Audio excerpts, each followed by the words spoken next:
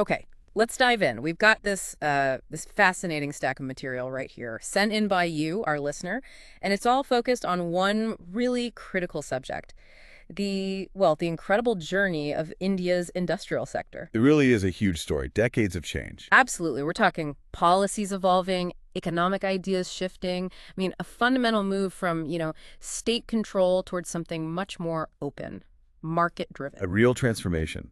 It's about how India built its industries and, importantly, what's shaping them right now. Exactly. And that's our mission here today, isn't it? To sort of unpack all this complexity. hmm We want to pull out the essential insights, maybe some surprising facts, the key takeaways from all this material you sent. So you get the core story, the why and how, without getting bogged down in every single detail, a shortcut to getting up to speed. Precisely.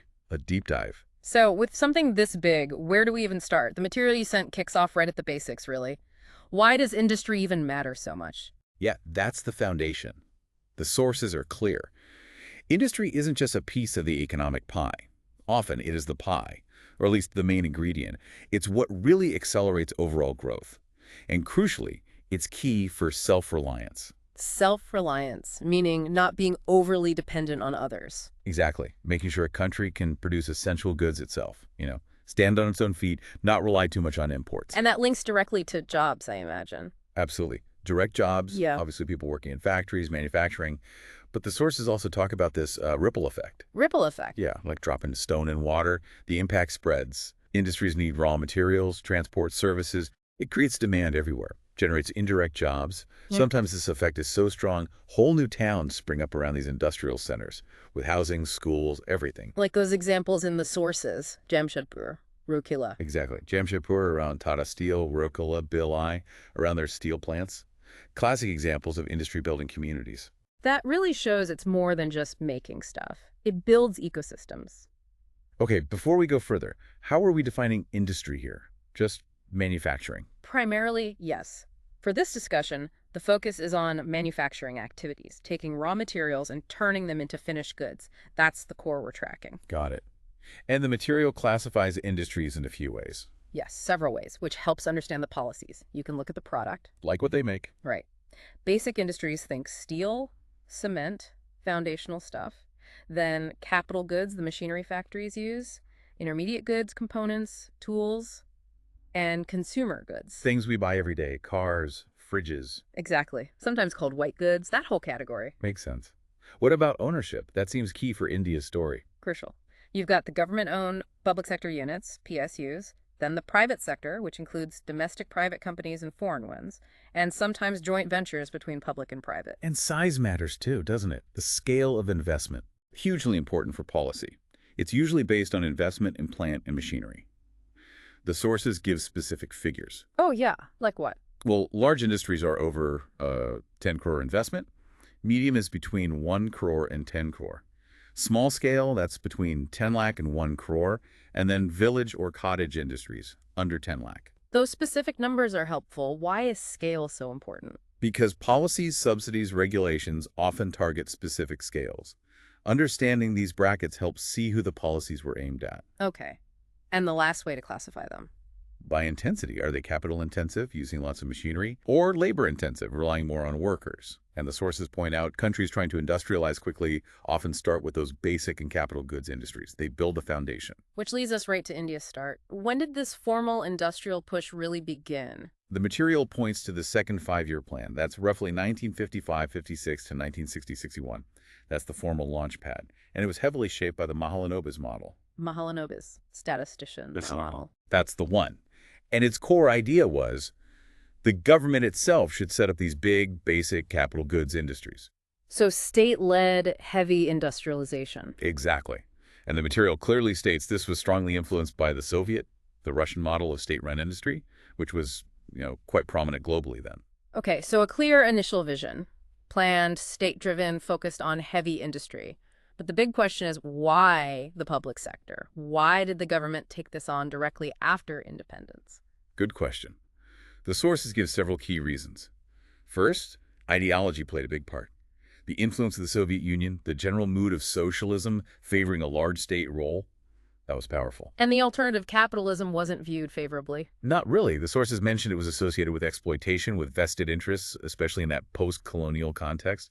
But beyond ideology, there are practical reasons. Like what? Well, the private sector, right after independence, it was described as almost non-existent, or at least lacking the maturity, the resources, the technology needed for such a massive task, Yeah. building an industrial base from almost nothing. So they just weren't ready or able to do it. That was a big part of it. Also, the government was in a better position to get technology and support from other countries. Private firms couldn't easily negotiate those deals. And think about the sheer scale. Steel plants, heavy engineering. These needed enormous capital, advanced tech, skilled workers. Rings are scarce? Very scarce. Plus, these kinds of industries take a long time to build and even longer to become profitable. Long gestation periods, high break-even points, not exactly appealing for private investors wanting quick returns. High risk, slow payoff, massive investment. Yeah, sounds like something only a state could really handle back then. That's the argument the sources make. It wasn't a casual choice. It was a deliberate, thought-out decision based on the reality of the situation and the scale of the ambition. Building India's industrial backbone. And they had very specific goals for this public sector, right? Not just building factories, but national objectives. Absolutely. The objectives were broad, as the material details. A key one was creating significant capacities, the actual ability to produce large amounts in those core, basic, and capital goods sectors. Building the supply side. Right. And achieving self-reliance, import substitution, making things at home instead of buying from abroad. Cutting down dependency. What else? The public sector was meant to reach the commanding heights of the economy, be the main driver, the catalyst for growth. The engine. They were also supposed to use pro-labor technology to create jobs, and importantly, set up industries in backward or tribal areas. Ah, so using industry for regional development, too. Integrating Right. poorer regions. Yes, that was a conscious goal. Spreading development, bringing those areas into the national economy. That's interesting. More than just economics. Definitely.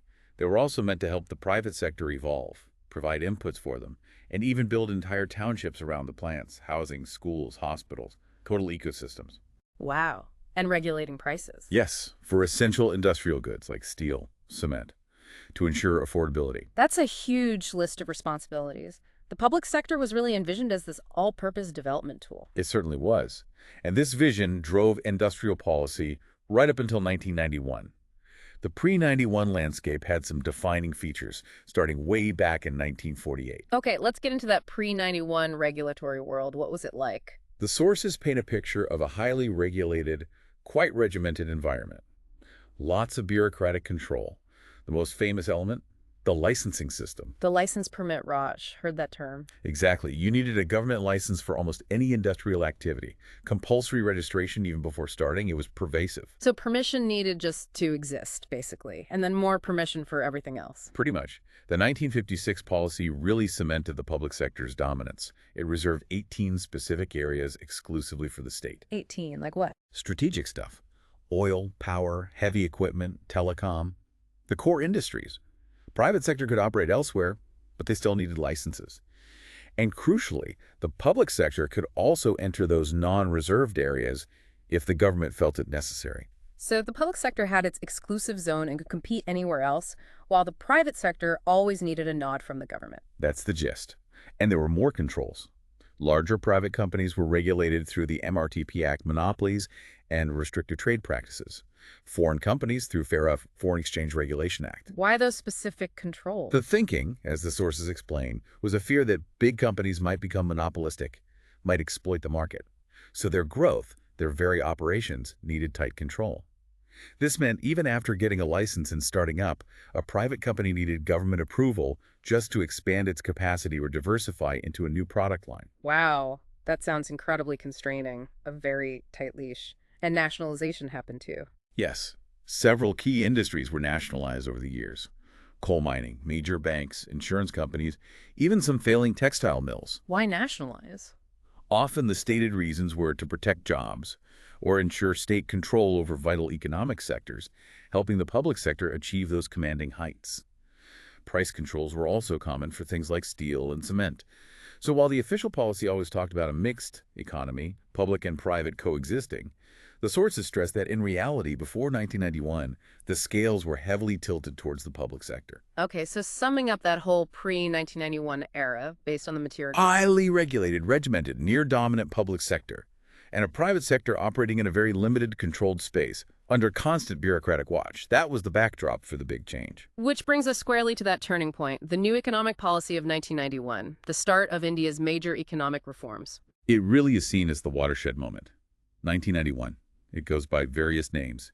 New industrial policy, new economic policy, liberalization, often just called the end of the license permit Raj, the end of that tight bureaucratic control. Sounds like a massive shift. What were the main goals driving this new policy? The core aims were pretty clear, according to the sources. Give businesses much more freedom to operate without constant government oversight, significantly reduce the public sector's role in actual production, and create a much bigger space for the private sector to grow and drive the economy. This meant de-reserving many areas previously exclusive to the public sector. Opening up those closed-off sectors. Exactly. It also involved getting rid of regulations like MRTP and FARA, lifting those bureaucratic controls on large Indian and foreign firms. Price controls, mostly gone. Market forces would determine prices for most industrial goods. The big push was towards promoting competition, domestic and international, and creating a more level playing field. And paving the way for more foreign investment, which you mentioned we'd discuss later. The sources break down the policy into three main areas. Yes. They categorize the changes under liberalization, changes to the public sector role, and foreign investment policies. Okay, let's focus on liberalization first. What were the biggest practical changes here? The absolute heart of it was getting rid of industrial licensing and registration for most industries. Delicensing.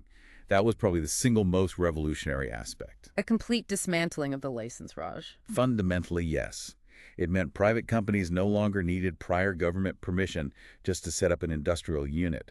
They could operate more like regular businesses, responding to market signals, opportunities, with far less government interference. And those restrictions on expanding capacity or diversifying into new products, those were also removed for private companies. So freedom to enter, freedom to grow, freedom to change direction based on the market. Pretty much.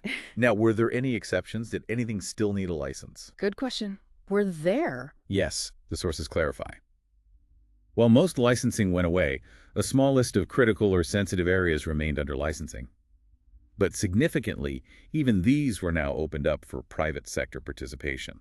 Which areas were these? Things like firearms and ammunition, explosives, certain drugs and pharmaceuticals, coal mining, defense equipment, alcohol, cigarettes, and hazardous chemicals.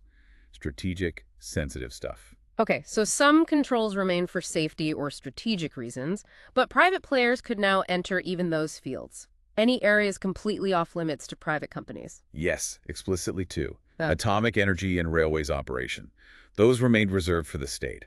And the sources also mention that industries with major environmental impact would still need administrative clearances, not a license, but still a regulatory step. This policy really signals a massive shift in the government's whole philosophy towards industry, doesn't it? It really does, a fundamental rethink. It drew a clearer line between government as rulemaker and facilitator versus government as producer. Government governs, business produces. Essentially, yes.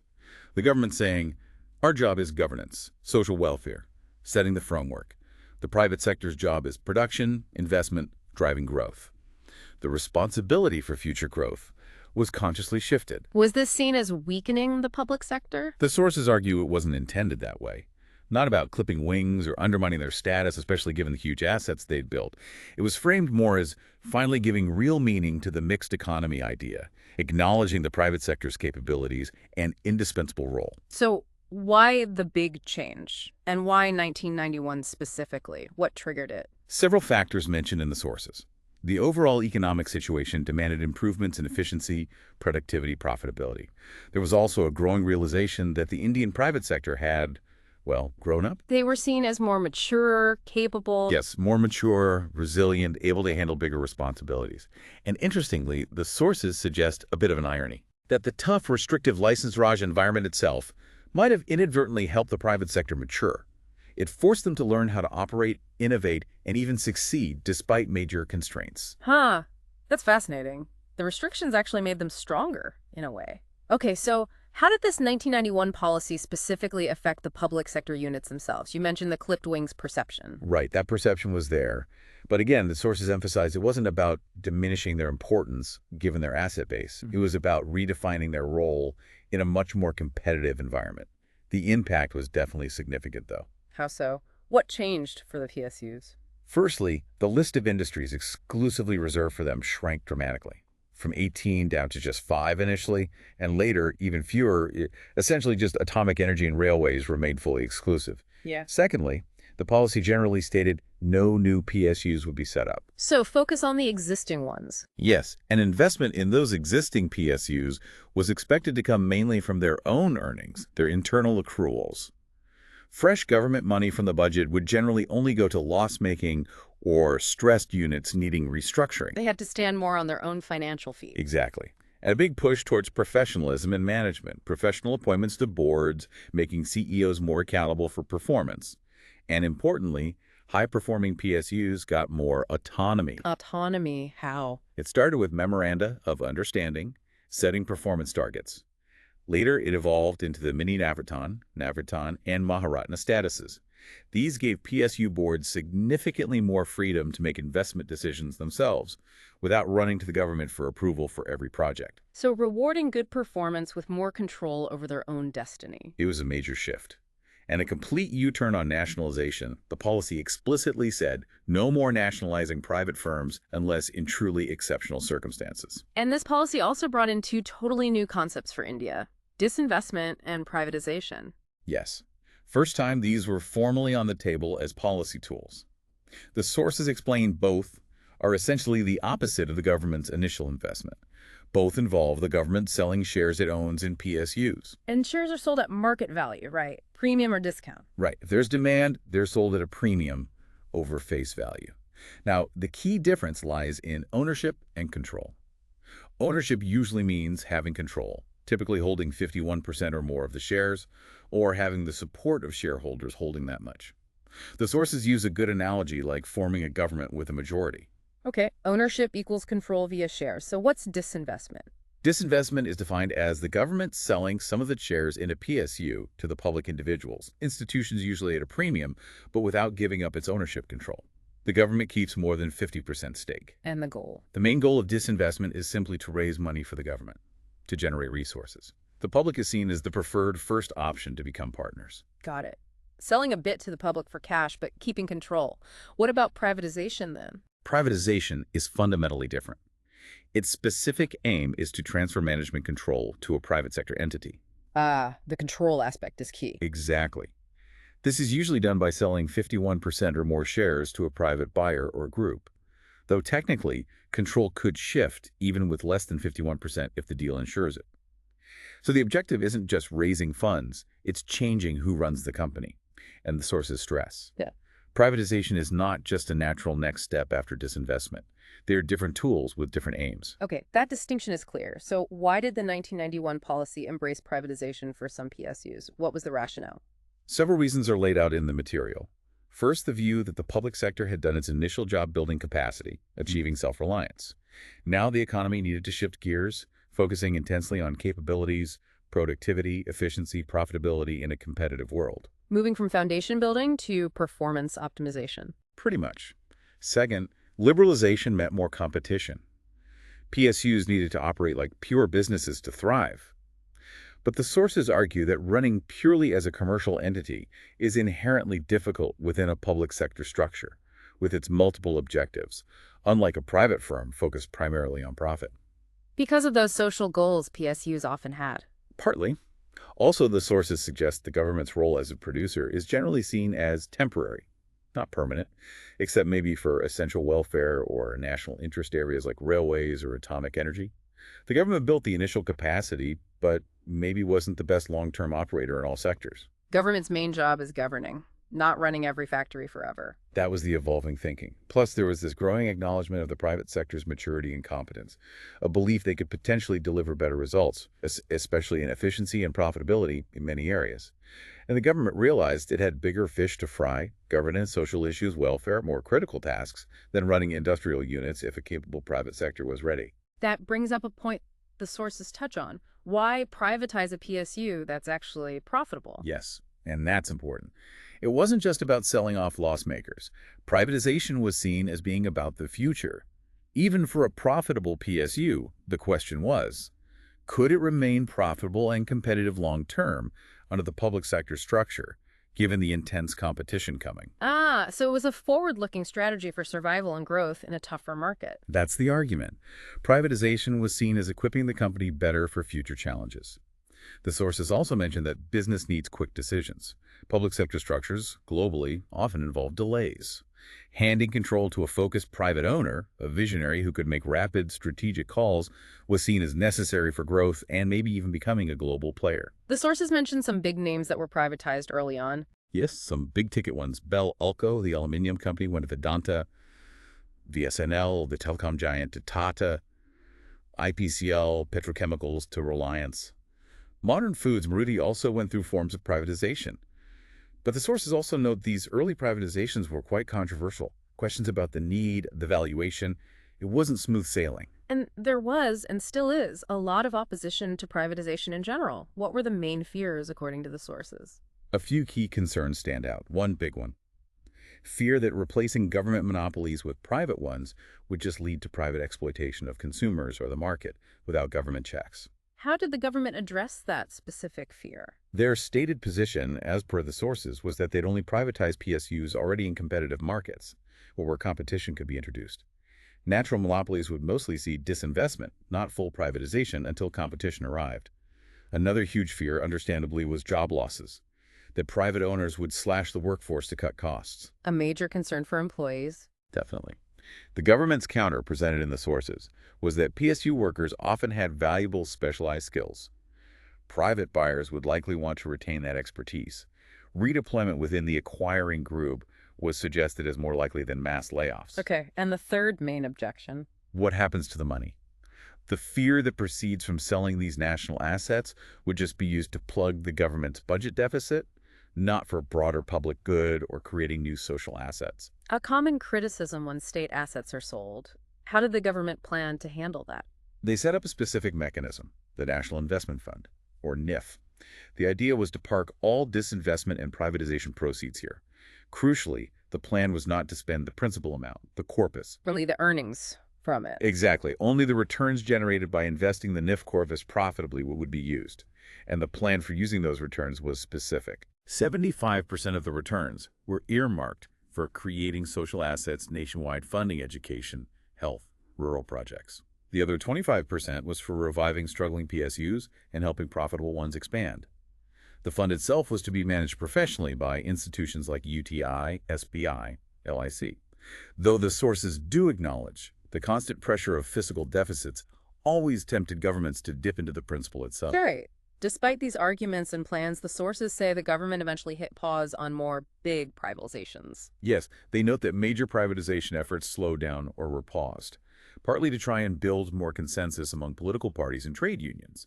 It was recognized as a complex, potentially divisive process needing broad support to proceed effectively. So privatization was a huge element of the 91 reforms, but not the only game in town and not the end of the story for reform. Absolutely. The sources push back against the idea that pausing privatization meant reform stopped. They argue privatization mainly impacts the efficiency of the existing domestic industrial base. Many other reforms were, and are, needed beyond just ownership changes. Like what? The sources mentioned bureaucratic issues lingered even after liberalization. Yes, delicensing was huge, but it didn't make all hurdles vanish. The sources make a very pointed observation here. They suggest the license Raj might have just been replaced by an Inspector Raj. Inspector Raj, meaning? They use a stark comparison. A factory in India might face visits from, say, 30 different types of inspectors under various laws, while in China it might be just 2 or 3. It highlights the remaining complexity and regulatory burden at the ground level.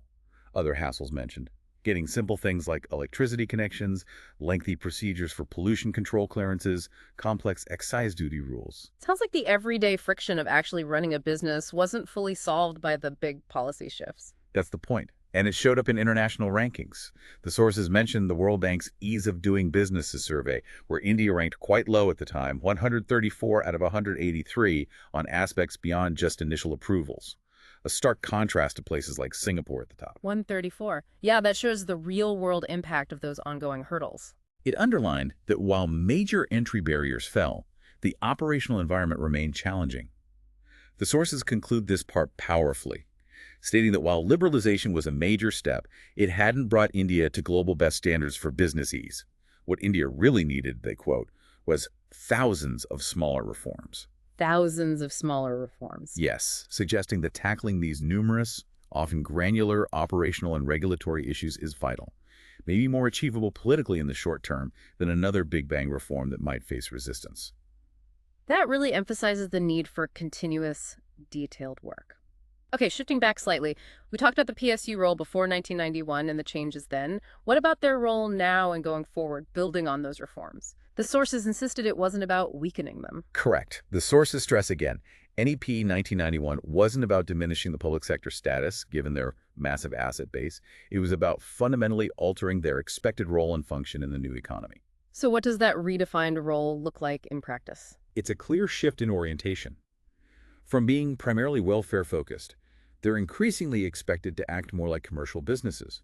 Profitability is now a significant objective, though maybe still balanced with some social responsibilities, unlike a pure private firm. Moving from just production to productive production, profitable production. Exactly. Productivity-oriented, not just production-oriented. There's that ongoing push for more professionalism in management. And successful PSUs get more autonomy. Those mini Navratan, Maharatan statuses empower their boards to make investment decisions more freely. Rewarding performance with freedom. Yes. The sources also foresee potential consolidation. Mergers among PSUs in the same sector, like oil companies or banks to gain scale, become more competitive globally. Some might even pursue overseas acquisitions themselves, aiming to become Indian multinationals. They're expected to compete globally now, not just domestically. That's the expectation. Also, more joint ventures with the private sector, especially in big infrastructure areas. CEO appointments based more strictly on merit and competence, and fundamentally operating on a level playing field with private companies, fostering healthy competition. Their old commanding height status is naturally diluted as private players enter. They have to operate alongside, not necessarily above, private firms. What about the PSUs still making losses? Efforts continue to try and revive them. This might involve injecting government capital, writing off past losses to give them a clean slate, but the sources suggest this revival might come with a condition. Which is? A potential privatization after they're turned around and made viable. So the state invests to fix them, but possibly with an eye on eventually transferring control. Interesting. And for the PSUs that are profitable now, what's their main challenge? The sources pinpoint their biggest challenge: simply staying competitive. Maintaining productivity, efficiency, and profitability when faced with intense, growing competition from strong domestic private companies and global corporations entering the Indian market. Right. Building capacity in a protected space was one thing. Thriving in a cutthroat global market is entirely different. Okay, moving beyond the 1991 policy itself, the materials details quite a few more recent initiatives building on this liberalization momentum. Yes, the listener material includes details on several significant later policies showing this ongoing evolution. A major one is the National Manufacturing Policy from 2011. This was ambitious, aiming for a real paradigm shift in manufacturing over a 15-year horizon. What were the big targets of that 2011 policy? Very ambitious goals. Boost manufacturing growth significantly, aiming for 12–14% annually. The big target was for manufacturing to contribute 25% of India's GDP by 2025. A quarter of the economy for manufacturing. That's substantial. Huge. And critically, it aimed to create 100 million additional jobs in manufacturing by 2025, with a strong focus on skills development to make sure the growth was inclusive, helping rural migrants, the urban poor. Other goals: increase domestic value addition, make more stuff within India, enhance global competitiveness, and ensure environmental sustainability. How is it designed to achieve all this? What was the mechanism? A core principle was partnership with state governments. The center provides the policy framework, incentives, maybe supports infrastructure via PPPs, but the states were key, identifying land, even becoming equity partners in the main instrument. National Investment in Manufacturing Zones, or NIMZs. NIMZs, what are they supposed to be? The sources describe them as potential giant industrial greenfield townships.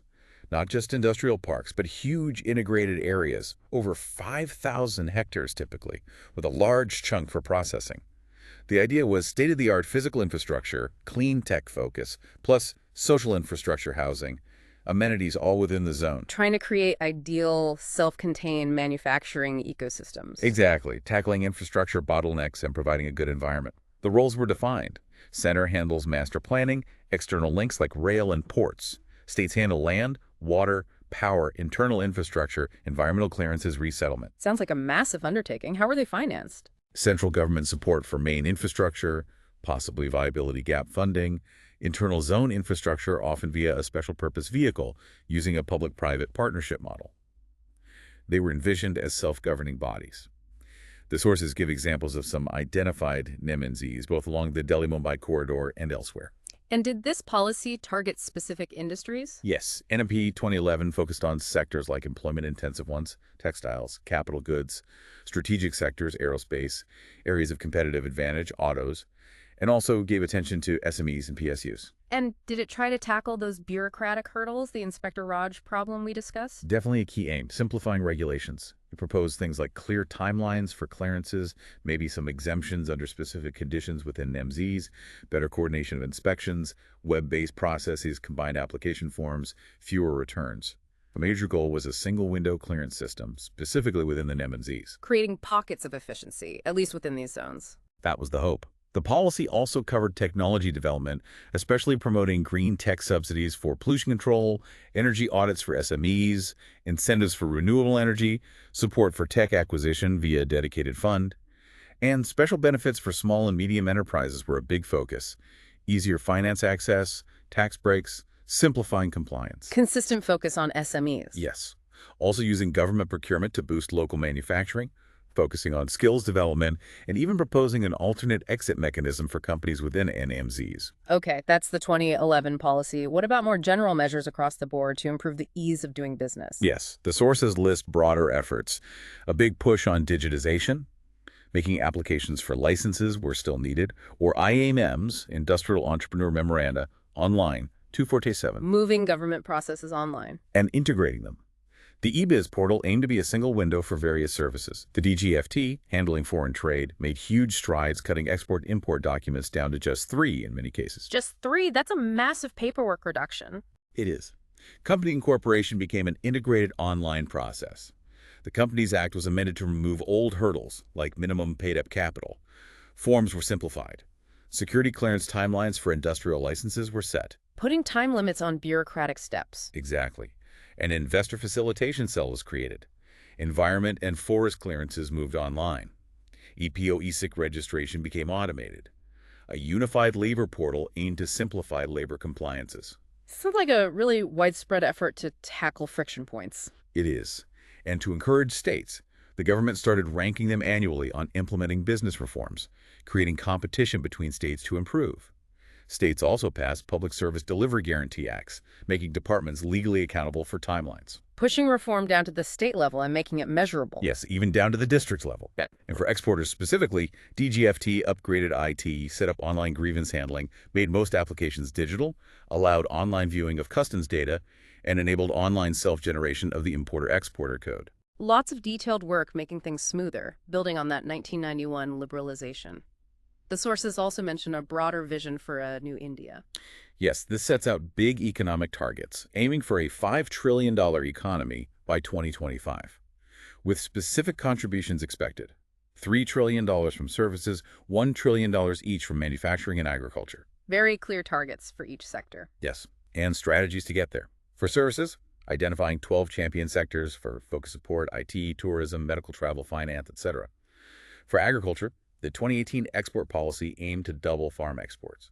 Trade promotion efforts included setting up more trade offices abroad, diversifying exports. Schemes like TIES, Trade Infrastructure for Export Scheme, funded export-linked infrastructure like cold chains or customs posts. And there are other specific programs mentioned that fit this vision. Yes, quite a few. Make in India, launched 2014, aiming to make India a global manufacturing hub, focusing on processes, infrastructure, sectors, mindset. Startup India, building an ecosystem for innovation and jobs, specific support campaigns for MSMEs, access to credit, markets, tech, easier business. The multimodal logistics parks policy to improve logistics efficiency. Changes to the SEZ policy for WTO compliance and better land use. SEZs being special economic zones. Right. Then there are the huge industrial corridors, Delhi, Mumbai, Emirates, Kolkata, etc., massive projects to create world-class industrial hubs and smart cities along major freight routes. Those corridors sound like creating those NMZ-style integrated zones, but connecting whole regions. Conceptually, yes. Planned ecosystems on a massive scale. Also, very targeted schemes like IFLA DP for footwear and leather sector employment with specific funding. And schemes like NEEDS for the Northeast, or similar ones for Himalayan states, promoting industry in specific regions. And finally, promoting geographical indications, GIs, like Darjeeling tea or Alfonso mangoes to brand and boost unique regional products. Wow, that paints a picture of continuous, multi-pronged efforts, broad vision, specific policies, targeted programs, all building on that liberalization base. It shows an ongoing, layered approach trying to foster industrial growth and competitiveness. Okay, let's circle back to the players. We've covered government policy, the PSU evolution. What about the private sector? The sources said 1991 crystallized their importance. Yes, that's a key takeaway from the sources. The 1991 policy was a formal recognition and acceptance of the Indian private sector's maturity, its resilience, its ability to take on a much bigger role in driving the economy. So what does that expected future role look like for them, based on the material? They're expected to be the primary engine for new investment, for diversification, for leading industrial growth overall. They're now competing seriously in core sectors, once dominated by PSUs, oil, power, telecom. That competition erodes old monopolies. So no longer confined to the sidelines, but right in the thick of it, challenging the incumbents. Exactly. And this increased capability and presence means the private sector, the corporate sector, as they're often called now, has gained more respect from government, more influence on policy discussions. We also see a big trend towards more professionalism within private firms. Moving beyond just family-run businesses. Yes, more separation between ownership and management. Rise of holding companies, the Tata example is given. Tata Sons as the holding entity, with operating companies like Tata Motors run by professional managers. A significant shift in how businesses are structured and run. It is. Many Indian firms are also making big global acquisitions, becoming Indian multinationals. And the government increasingly partners with them via PPPs, especially for big infrastructure projects, leveraging their execution skills. Collaborating on nation-building projects. Right. And alongside this growth, there's a growing focus on corporate governance, more transparency, running the company for all shareholders, maximizing value, having independent directors on boards. SEBI, the regulator, has mandated some of this for listed companies. A regulatory push for better internal practices. And beyond just rules, there's an increasing expectation and perhaps realization within companies about moral and ethical responsibility, corporate social responsibility, CSR. The sources mention this started as a self-consciousness. Initially, yes, a growing sense of obligation to society. But then it became mandatory, didn't it? Yes, the sources mention the Companies Act amendment. Certain companies, based on net worth, turnover, or profit thresholds, now have to spend at least 2% of their average net profits on designated CSR activities. So it evolved from voluntary to a legal requirement for larger firms. The sources suggest a growing understanding that good business and ethical responsibility go together, hoping scandals like Satyam are exceptions. There's also potential for more philanthropy from business houses. So the private sector, driving growth, more professional, better governed, more socially responsible. That's the picture. That's the vision presented. The sources conclude this by saying the mixed economy idea, talked about since 1948, is now perhaps seeing its true emergence. Public and private sectors working together across the board, jointly driving growth based on the confidence liberalization placed in the private sector. The mixed economy finally becoming a reality, perhaps. That's the hope. Though the sources add challenges remain for the private sector, living up to these expectations responsibly. And for the government, fully shifting from a control mindset to an enable mindset, permit instead of prevent. That mindset shift in government is clearly vital. Okay, we've covered a massive amount. But the sources identify one really persistent problem, a major cog in the wheels of liberalization. Yes, that critical remaining challenge, the lack of an effective exit policy. While liberalization made it easy to enter business, it didn't really fix the problem of how to exit smoothly when needed. Why is being able to exit easily so important? Because businesses sometimes fail, markets change, companies need to restructure. An effective exit policy lets non-viable units close down quickly, with minimal hassle. This is crucial because it frees up locked resources, land, capital, equipment, so they can be used productively elsewhere. And right now, closing a company in India is hard. Very hard, according to the sources. No clear, effective exit policy. Closing down is complex, slow, involves multiple agencies, takes years. Which means resources get stuck in failing ventures. Exactly. The sources mention an attempt to fix this. The National Company Law Tribunal, NCLT. The idea was a single body to handle distressed companies wanting revival or closure within a set time frame, maybe 24 months. But the sources noted it wasn't fully operational yet due to legal hurdles. A potential solution, but not fully implemented? What's the most difficult, the ticklish part of this whole exit policy issue? Labor. The sources are very clear. Labor is the most sensitive and controversial aspect. The argument made is, if businesses have freedom to hire based on market needs, they should logically also have some discretion to let workers go if the business situation demands it due to automation, restructuring, losses. But current laws make that very difficult. Extremely difficult in the organized sector. The sources explain many labor laws date back to the 1920s-30s. They were designed primarily to protect workers, making dismissal almost impossible in many situations, partly due to fears of strikes and unrest. What are the downsides of that rigidity today? Several are listed. Potential complacency among some workers, carrying non-productive staff, a disconnect between wages and output. This might have been manageable in the old protected economy, but in today's competitive world, productivity and efficiency are vital for survival. The sources argue labor needs to see its future is tied to the company's health. Management and labor need to be partners in boosting productivity. So, linking survival and productivity for everyone involved. But the fear of hire and fire is real. It is, but the sources try to counter this fear with facts. They point out these strict laws protect only a tiny fraction of the workforce, maybe 6–8% in the organized sector.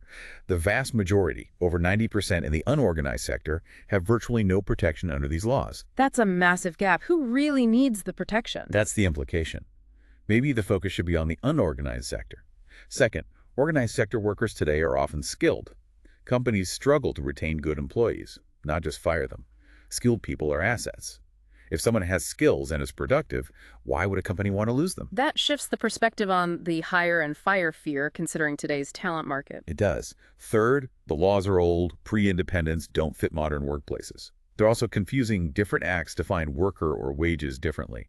This creates rigidity and red tape for that small organized minority. Outdated, inconsistent, complex. And the final irony highlighted, these super strict laws, meant to protect organized jobs, have actually pushed companies towards using machines instead of hiring more people.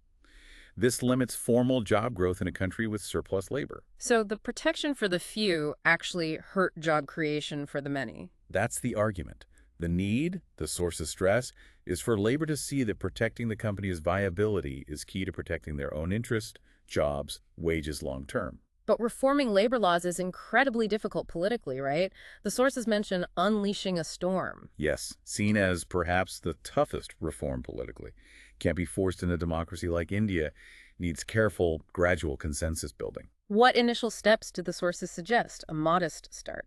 Just reviewing the tangle of existing laws, making them comprehensive, removing overlaps and ambiguities, getting uniform definitions, that, they argue, shouldn't be too controversial. Beyond that, starting dialogue with political parties, trade unions, to build consensus slowly. But there's a worry about government willingness to even start. Yes. The sources mention observing a perceived government disinterest in tackling these fundamental labor law issues head-on. They call labor reforms the hardest, but conclude powerfully. Without changing this labor environment, India might not get the full benefit of all of the reforms. And if that happens, don't blame the reforms themselves. Blame the failure to address this critical piece. That's a very strong point to end on. What a journey we've taken through India's industrial story. It really has been comprehensive. From the very foundations why industry matters, that initial state-led, heavy industry focus. Through the public sector-dominated era, its goals, the license raj. Evaluating the PSU performance, the successes and the challenges, and that nuanced view on judging them beyond just profit. Hitting the 1991 turning point, liberalization, privatization, the big mindset shift. Seeing how the public sector role changed. Disinvestment versus privatization, the arguments for and against. Acknowledging the lingering hurdles, the inspector raj, the need for those thousands of smaller reforms. Detailing the more recent policies, NMP 2011, NIMZs, ease of doing business initiatives, the broader economic vision. Understanding the private sector's growing role, professionalism, governance, CSR. I'm finally grappling with that persistent challenge of the exit policy and the extremely complex, politically charged issue of labor reforms. It's a narrative of deliberate policy shifts, changing roles, moving towards the market, aiming for a truly functional mixed economy, but with significant hurdles still remaining. And understanding this history, these policies, it matters to you, the listener, because these big economic shifts shape the business, climate, investment, job opportunities, the whole environment you operate in. Absolutely. So after this deep dive, considering this whole journey from state control to market focus and those tough remaining challenges like labor reform, here's a final thought for you to mull over. Thinking about those thousands of smaller reforms the sources mentioned, what single practical change do you think would make the biggest positive difference to everyday business and job creation in India right now? Something to definitely think about. That wraps up this deep dive. Until next time.